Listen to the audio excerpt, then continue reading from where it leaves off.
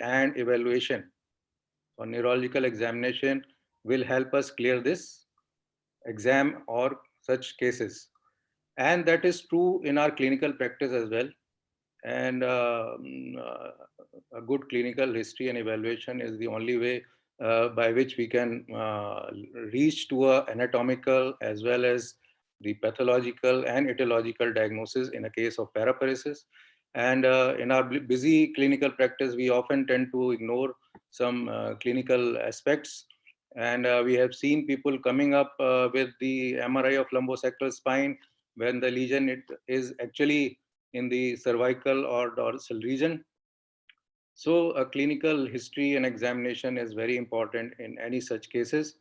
So I will be discussing some basic clinical aspects. And if in case I have missed anything, I am sure you will be able to tell me, and Dr. Pankaj will help me in this regard. Now, when we say paraparesis, it is basically a weakness of lower limbs with or without bladder involvement or bowel involvement. It could be partial when it is known as paraparesis, and it could be complete when it is known as paraplegia. Now, when we see such patient of paraplegia or paraparesis, we have to answer two questions. That is, where is the lesion which is responsible for paraparesis, and what is the type of lesion, and what is the underlying cause for this pathology.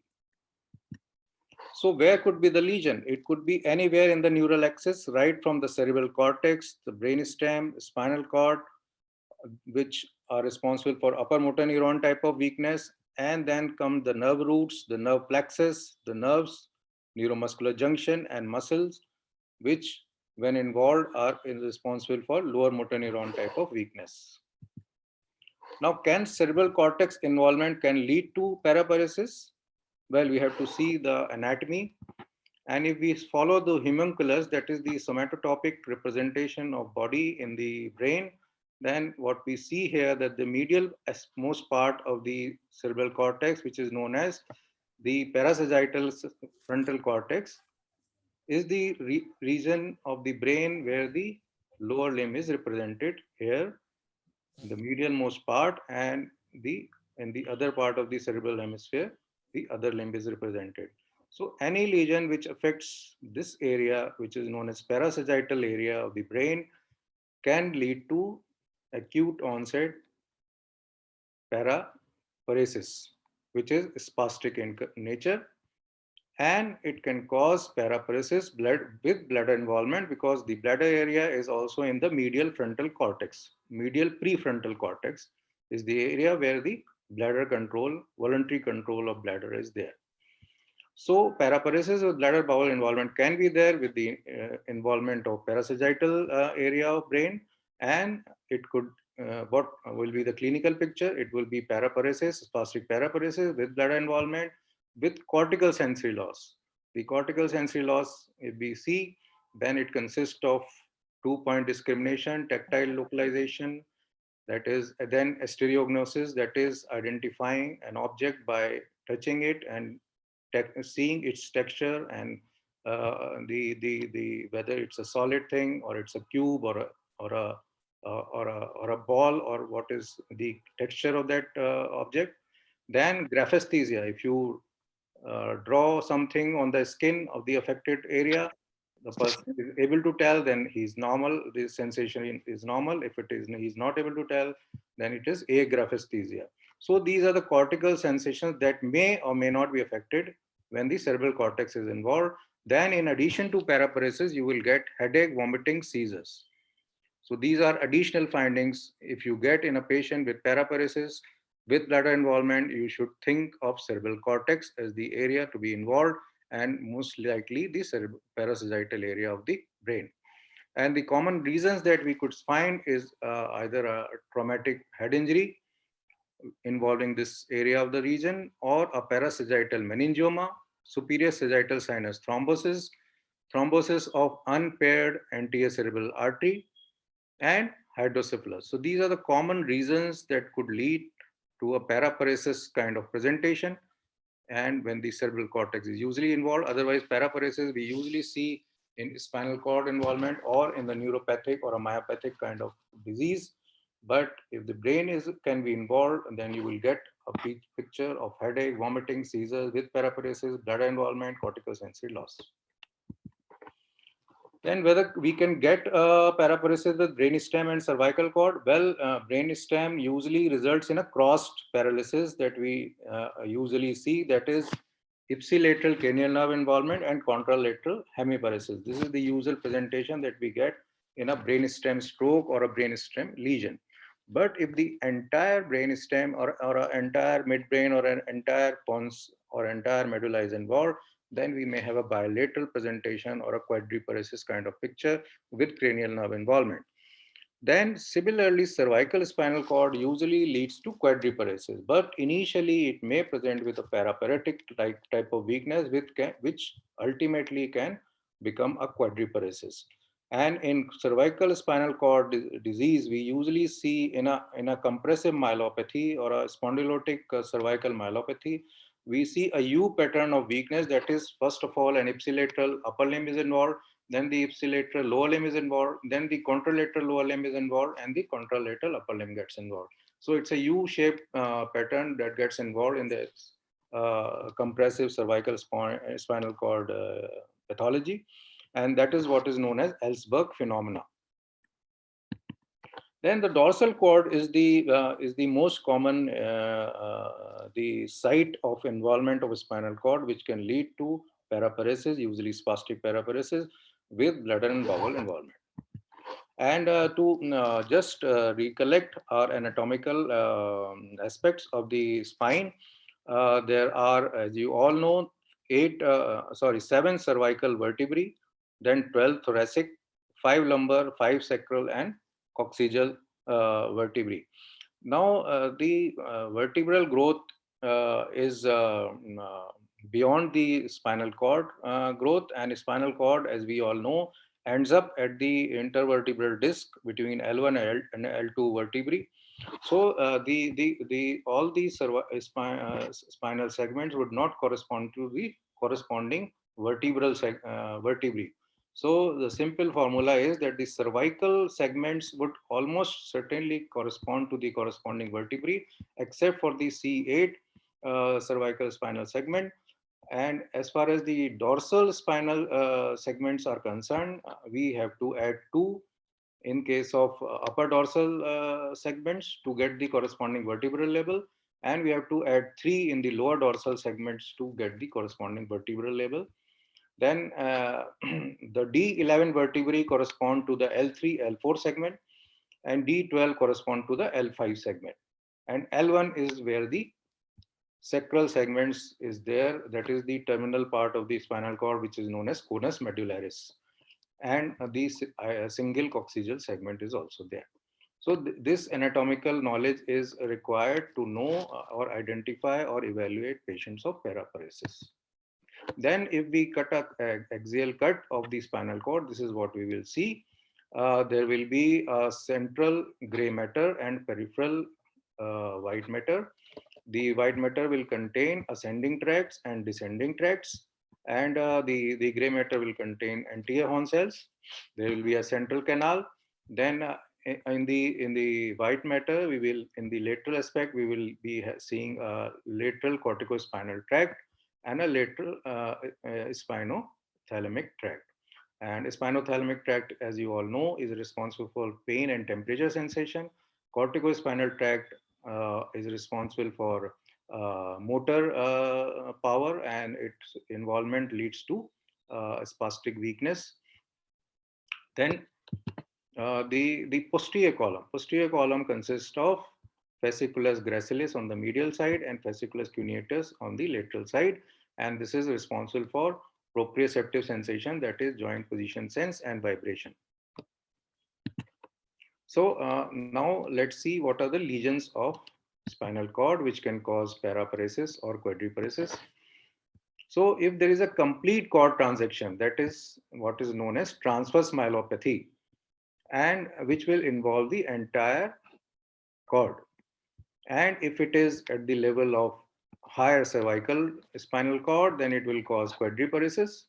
If it is at the level of dorsal cord, it will cause paraparesis, as also up to the level of conus medullaris.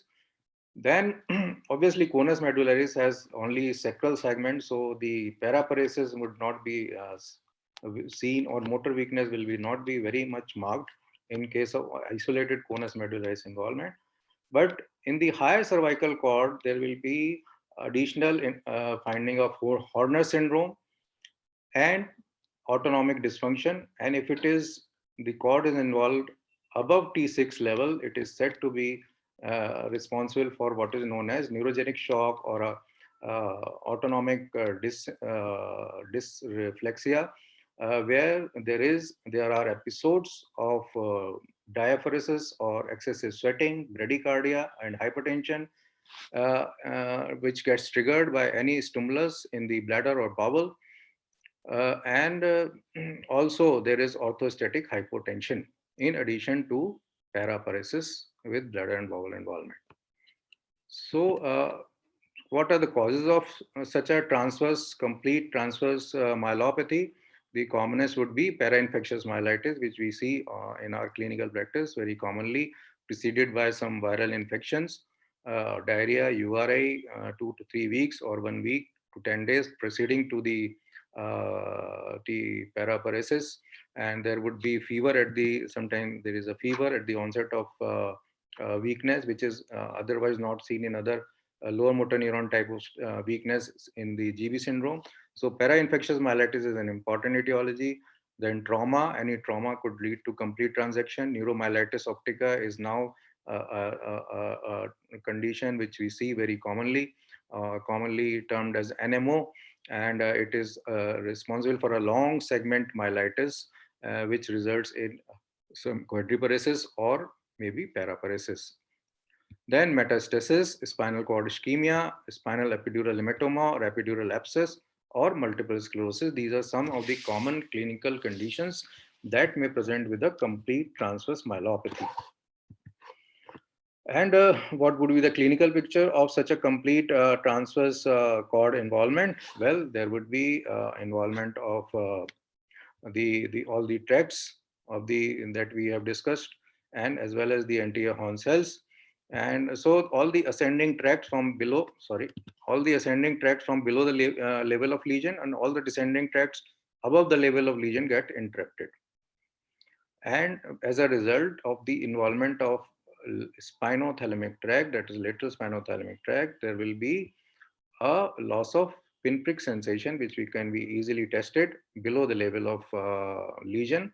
And it is a fact that the fibers of lateral spinothalamic tract, they ascend 1 or 2 segment above and then cross in the spinal cord. So if there is a lesion higher up, there will be the corresponding pinprick sensory loss will be a little 1 or 2 segment below the level of lesion. So that can be possible, but still this can be of localizing value. Then if then due to the involvement of posterior column, there will be loss of vibration and joint position sense below the level of lesion. And because of the corticospinal tract involvement, there will be corresponding spastic paraparesis. But during the acute phase of spinal shock, there will be flaccid paralysis. The spinal shock usually lasts from few hours to several weeks. The average duration would be 4 to 12 weeks. And thereafter, the spasticity sets in. Then the involvement of anterior horn cell at the segmental level, there will be some lower motor neuron signs with the evidence of atrophy, fasciculations, and trophic changes at the segmental level. Suppose there is a lesion at the C5 level, then there will be weakness of supraspinatus, biceps, and deltoid, and there can be wasting also at that level, and there will be reflex loss at that level, and there will be quadriparesis or paraparesis beyond that. In case of C5, obviously it will be a quadriparesis or quadriplegia. So there will be initial flaccid weakness, reflexes due to spinal shock. Eventually there will be hypertonic or hyperreflexic paraplegia or quadriplegia with plantar extensor, and superficial abdominal reflexes and cremasteric reflexes will be lost. And there will be extensor plantar response, that is known as positive Wiminski sign. and patient will also complain of flexor spasms. Then at the level of lesion, as I said, lower motor neuron signs can be seen like paresis, atrophy, fasciculation, and areflexia, which may be sometimes difficult to identify in thoracic lesions, but definitely can be identified in cervical lesions. Then autonomic dysfunction would lead to urinary and rectal sphincter dysfunction. There will be initial urgency followed by urinary retention. There would be constipation. Then autonomic dysfunction would also lead to anhidrosis, trophic skin changes, impaired temperature control below the level of lesion. There will be sexual dysfunction and ipsilateral Horner syndrome. Then after a complete transaction, there can be a hemisection of cord, which is known as Brown-Séquard syndrome. So one side of the cord would get affected, and the common causes could be penetrating or blunt trauma to the cord, herniated cervical disc, chiropractic manipulations, multiple sclerosis, spinal cord ischemia, epidural hematoma, and epidural abscess. So these are some of the common causes that can present with the Brown-Séquard syndrome. And the areas that would get involved would be a posterior column of the same side, the lateral spinothalamic tract, the corticospinal tract, and the anterior horn cells of this side. So what we can expect in this would be loss of pain and temperature contralateral to hemisection, because lateral spinothalamic tract fibers would have crossed to the other side, 1 to 2 segment above the level, and there will be a pinprick loss, 1 or 2 segment below the level of lesion. Then there will be ipsilateral loss, because the posterior column fibers usually cross at the level of medulla. So any hemisection of cord would lead to ipsilateral loss of proprioceptive function below the level of lesion. And the corticospinal tract has already crossed at the level of medulla, so there will be ipsilateral spastic weakness with the hyperreflexia below the level of lesion. Then, in the transverse section, the hemisection also, there would be a segmental lower motor neuron findings will be seen at the level of lesion because of anterior horn cell involvement on the same side. Then ipsilateral loss of sweating caudal to the level of lesion, ipsilateral Horner syndrome will also be seen in the cervical pathology. Ipsilateral hemidiaphragmatic palsy will be seen in high cervical cord lesion. Then the third kind of pathology seen in the cord would be a central spinal cord lesion. And the commonest cause is the trauma, that is hyperextension injury. The other could be syringomyelia, hydromyelia, and intramedullary tumor. Now, the area involved is the central spinal cord, that will be anterior horn cells, and some of the area of the lateral corticospinal tract, and maybe some of the lateral spinothalamic tract as well. So what we will find will be the lower motor neuron findings in the segmental level, and involvement of medial aspect of lateral corticospinal tract. So one should be aware that in the lateral corticospinal tract, the representation, somatotopic representation is cervical medial. Medial most is cervical segment, then there is a thoracic, then lumbar, then sacral. So there will be, because of the cervical is the medial most, then it is liable to get involved, and therefore we will get upper limb involvement predominantly in central cord syndrome. And similarly, the sensory loss would be variable, because most of the sensory tracts may be spared, but if at all they get involved, you may get a variable degree of sensory loss as well. So again, the causes would be, the commonest would be trauma, hyperextension injury, syringomyelia, hydromyelia, intramedullary tumor. Then posterolateral syndrome is quite common in our clinical practice. Quite simple, the posterior column gets involved and the lateral corticospinal tract gets involved. So it will be lateral corticospinal tract will lead to spastic paraparesis, and the posterior column would lead to sensory ataxia. And the commonest cause that we see is subacute combined degeneration, which is seen because of vitamin B12 or folic acid deficiency, or there could be because of extrinsic cord compression. Then AIDS related myelopathy, STLV related myelopathy, which is also known as tropical spastic paraplegia. and copper deficiencies. These are the common causes that could lead to involvement of posterior column and lateral corticospinal tract, which would lead to spastic paraplegia along with the posterior column's loss of posterior column sensation. Then rarely posterior cord syndrome would also be seen, where the predominant involvement of posterior column will be there. This area is usually supplied by posterior spinal artery, and the common causes could include trauma, compression from the posteriorly located tumors, and multiple sclerosis. And the dorsal column lesion would result in bilateral loss of light touch, vibration, and position sense below the level of lesion.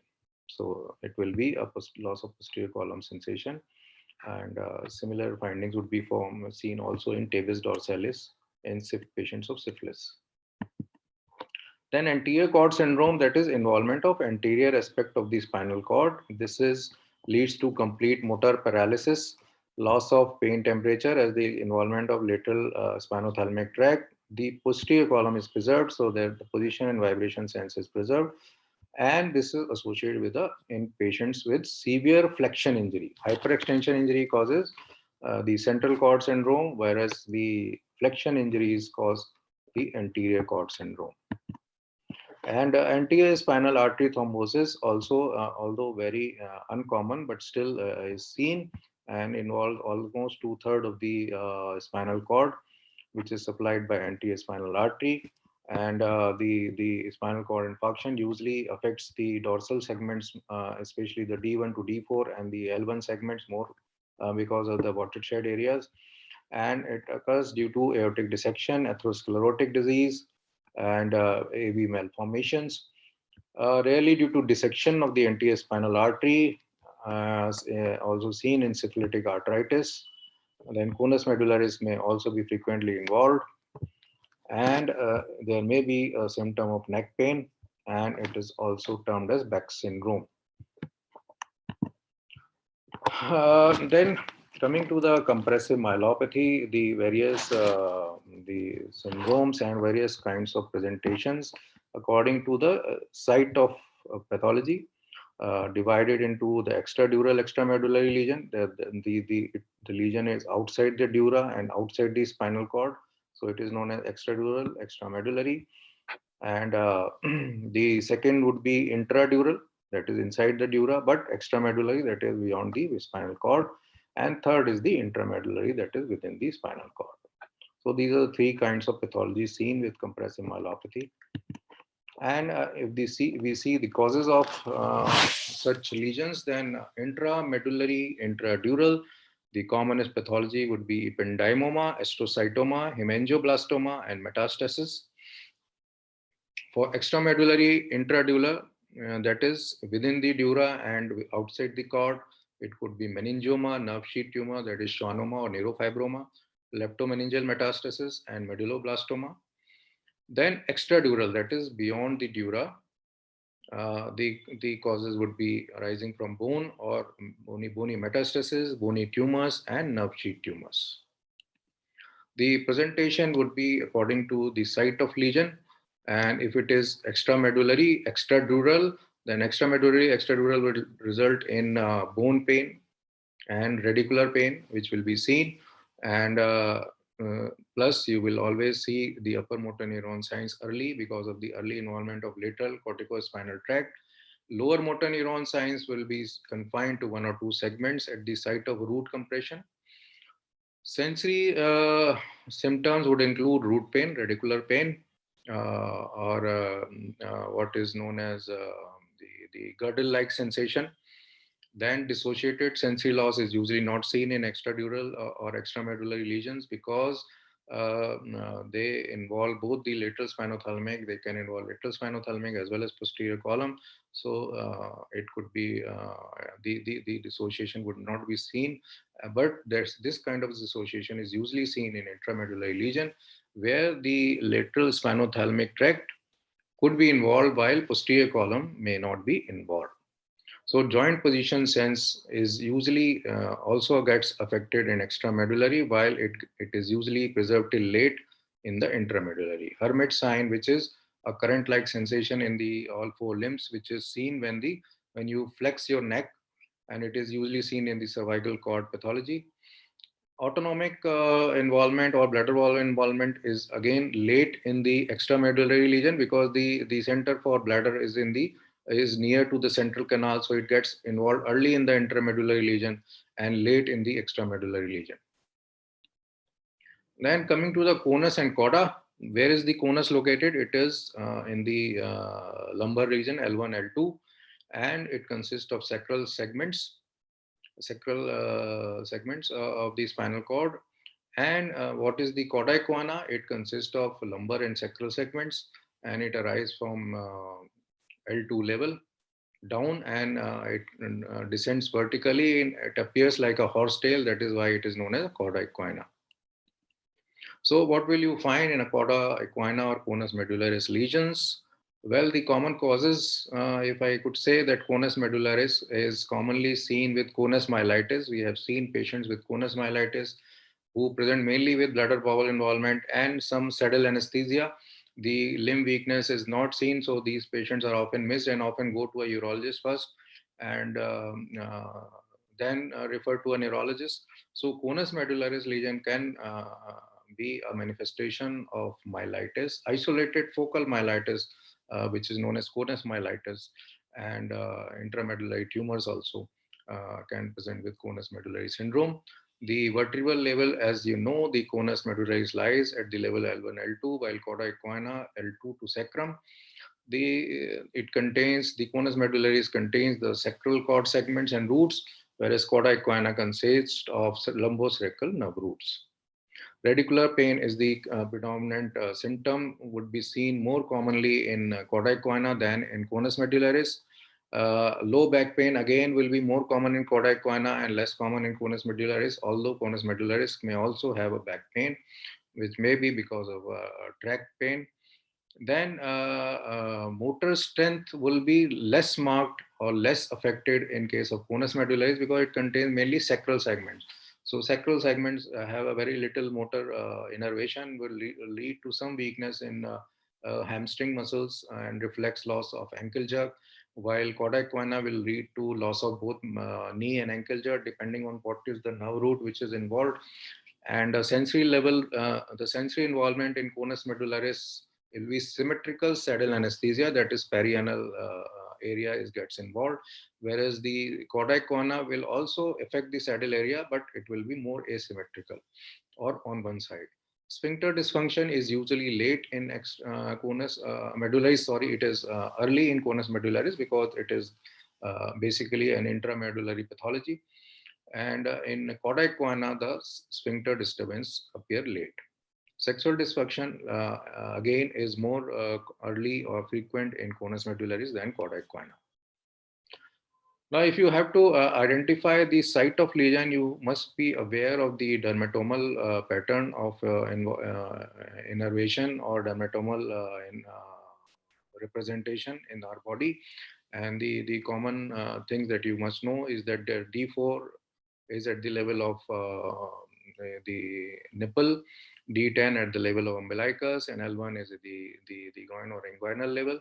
So the knowledge of these dermatomes is very important when you examine the sensory level of these patients of paraparesis.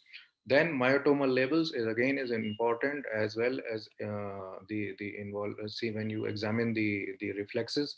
So if you see the C5 nerve root, then obviously it involves the elbow flexors, that is biceps brachii, brachialis, and also supraspinatus and deltoid. C7 innervates the wrist extensors, that is extensor carpi radialis longus, extensor carpi radialis brevis. C7 leads to the elbow extensor, that is triceps. C8 innervates the long finger flexors. And the T1 is the small finger abductors. L2 is the hip flexor.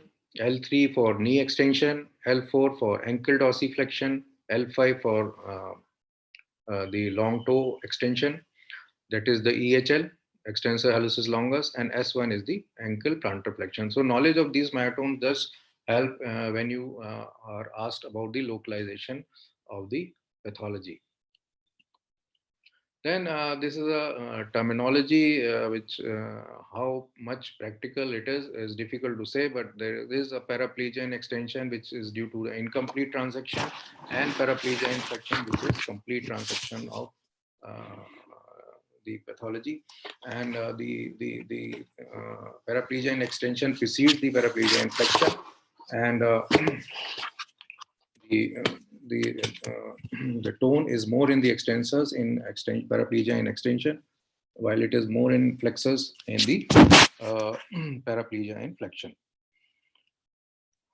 So, so basically, when we evaluate such patients, there could be two pathologies only: compressive and non-compressive.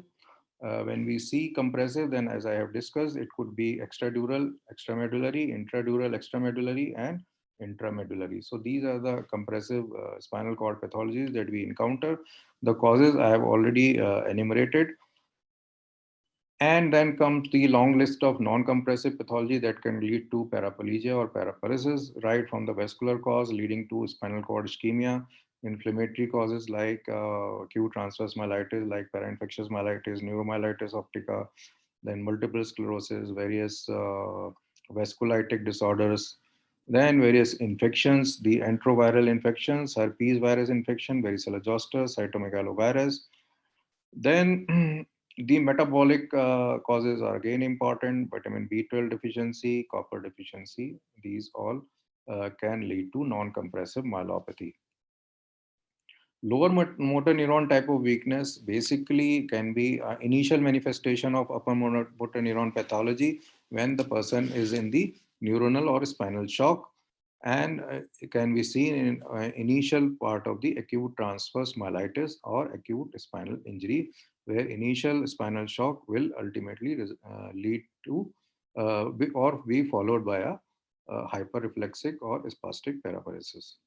Then NTS horn cell involvement can be seen in various viral infections like poliomyelitis, HIV, and HTLV1, motor neuron disease and spinal muscular atrophy, uh, diseases affecting the nerve roots, the Guillain-Barré syndrome, various infections, then Kodak-Koina syndrome, prolapsed disc leading to Kodak-Koina, diabetic amyotrophy, then peripheral neuropathies, diseases of neuromuscular junction like myasthenia gravis, then various channelopathies like hypokalemic periodic paralysis, then myopathies. So all these are the causes of non-compressive myelopathy. So when you evaluate these patients, you need to know whether it is a paraplegia or a quadriplegia, whether there are cranial nerves involved, whether if the cranial nerves are involved with quadriplegia, then maybe a brainstem lesion. Whether it is cerebral diplegia, where it's a since birth, there is a part of cerebral palsy where there is spastic pure motor limb involvement of both the lower limbs. And every attempt of, obviously, whenever you evaluate a patient of paraparesis or quadriparesis, you need to uh, early rule out GB syndrome, because that is the neurological emergency which needs to be dealt as an emergency, and hence all efforts should be made to rule out GB syndrome. And then we can see according to the history, that is what is the mode of onset of paraplegia, whether it is acute, when it could be a transverse myelitis or traumatic spinal cord injury, or NTA spinal artery thrombosis. Subacute could be because of epidural abscess or epidural hematoma, Pott's paraplegia or Pott's spine. Chronic would be anything like motor neuron disease, CV junction abnormality, spondylotic myelopathy, and familial spastic paraplegia, tropical spastic paraplegia. These are all insidious onset progressive paraparesis. Then you have to see what is the sensory deficit, what are the symptoms, sensory symptoms are there or not, and what are the objective sensory signs. So symptoms could be radicular pain or girdle pain, and both radicular pain and girdle pain can have a localizing value depending on which area is involved, or which area the girdle pain is. Suppose there is a girdle pain as the level of D10 or the umbilicus, then the possible it could help in localization of the level of lesion. Uh, then a subjective sensory symptom could be vertebral pain, which would be non-specific and may not have any localizing value, and it's a dull aching pain, usually distally, have a not very localizing value. But sensory evaluation is very important in such patients, and must the pinprick, touch, and joint position sense should be seen. What is the level of these the sensory level does have a localizing value. Then at the level of lesion, there can be some hyperalgesia, segmental hyperesthesia can be there, which again has a localizing value. Then hyperesthesia, decreased touch sensation, decreased pain sensation, which is hypoalgesia, and or loss of all modalities below a lesion. So the sensory evaluation does help in localizing the level of lesion. Then, of course, what is the motor deficit, whether it's a paraparesis, quadriparesis, whether there is a segmental lower motor neuron pathology seen or not, that has to be properly evaluated. What is the bulk of the muscle? What is the tone of the muscles? Whether it is a spastic or it is a lower motor neuron flaccid kind of weakness, or if it is there is a sensory level with flaccid paralysis, then of course the patient is in a spinal shock, and this flaccid weakness would ultimately lead to or be followed by a spastic weakness. Then evaluation of superficial reflexes, does that help us? Yes. Abdominal reflexes, as you all know, there are 4 quadrants, and if all the 4 quadrants, the abdominal reflexes are absent, as well as cremastic reflexes is also absent, and plantar is extensor bilaterally, then the possible site of lesion could be D7 or above. Then if there is an abdominal reflex of upper quadrant present, but lower quadrant abdominal reflex is absent, that is where the beaver sign is seen. That is when you ask a patient to get up, his arms on the trunk, then there is a upward movement of the umbilicus. Normally it should not move. If there is upward movement of the umbilicus, then that's the beaver sign positive. And if it is associated with abdominal reflexes, lower quadrant absent, then the lesion will be D10. That is, upper abdominal reflexes are intact, but lower are absent. Then if all the abdominal reflexes are absent, but both cremastic reflexes are, if all the abdominal reflexes are present and cremastic reflexes are absent and plantars are extensor bilaterally, then the possible site of lesion could be L1. Then evaluating deep tendon reflexes has immense value in localization, which helps in localization. That is, if the biceps reflex is absent, then of course the level of lesion would be C5. If the supinator reflex again would be a C5 lesion. Inversion of supinator, that is when you tap the styloid process, then there is a finger flexion instead of the elbow flexion, then it could be the lesion would be at the level of C5-6. So inversion of supinator again has a localizing value. If there is an absence of triceps while the other, then the level of lesion would be C7. Knee reflex, of course, L3, L2. Ankle reflex absent, L5, S1. Then, is there an evidence of both low motor neuron and upper motor neuron lesions? Lower motor neuron signs, if they are confined to the segmental level and associated with spastic weakness lower down, then it could be a part of upper motor neuron pathology. If there are bilateral upper motor neuron signs below a level, then of course it is a spastic upper motor neuron type of pathology. If there is a combination of lower motor neuron and upper motor neuron at the same site, then it is known as motor neuron disease. That is, if you are seeing a wasting along with the exaggerated reflex. That is, if you see a triceps wasting and exaggerated triceps reflex, then it is a motor neuron disease. Then what is the segmental level of lesion? Localization can be achieved by proper sensory segmental level, that is root pain or girdle pain, then segmental hyperesthesia, which can be easily evaluated. So these history of root pain, girdle pain, and segmental hyperesthesia can help in localization. Motor segmental level as by the segmental atrophy or weakness or fasciculation at the level of lesion, the loss of superficial reflex, deep tendon reflex, all have a localizing value.